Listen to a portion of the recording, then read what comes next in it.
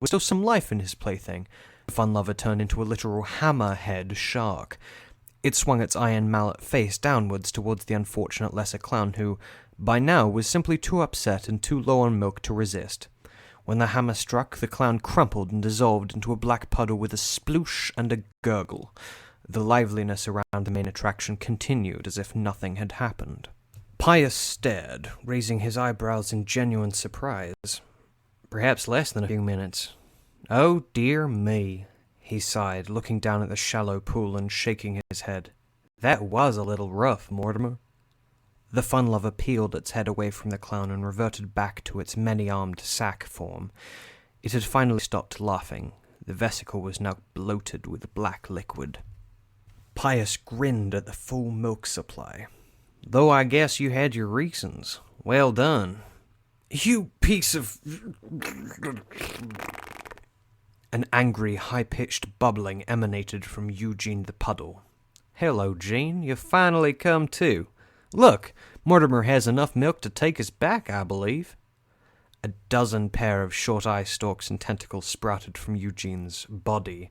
He had reverted to his normal, weaker form and was now violently cursing his attacker with a barrage of gurgling and hissing. "Hush now, Eugene. Thank you, really, for taking one for the team," Pius said to the puddle. "We'll get you fixed up soon enough." The still whole clown knelt down and scooped Eugene up in his hands. "Mortimer, time to go home." "Ravi!" The now full fun lover made one last transformation in the abandoned fairgrounds, an enormous scarlet rotary phone with a large transparent vat of clown milk replacing the power cord.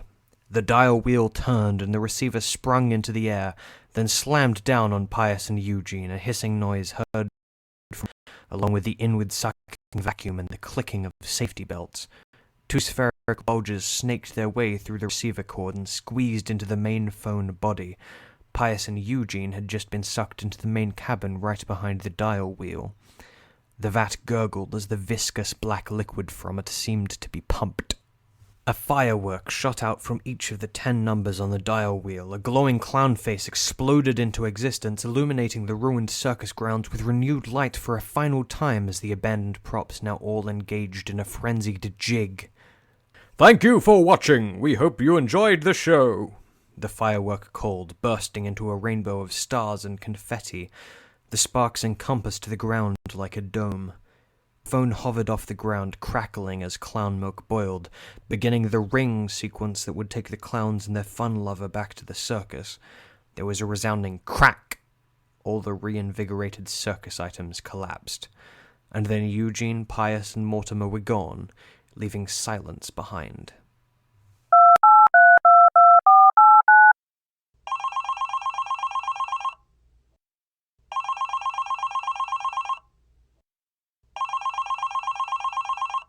You have reached the main line for Herman Fuller's Clown Transportation Services.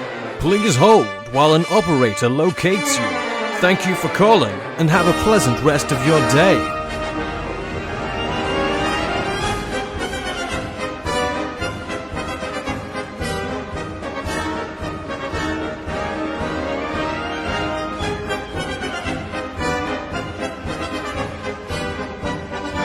King hold music.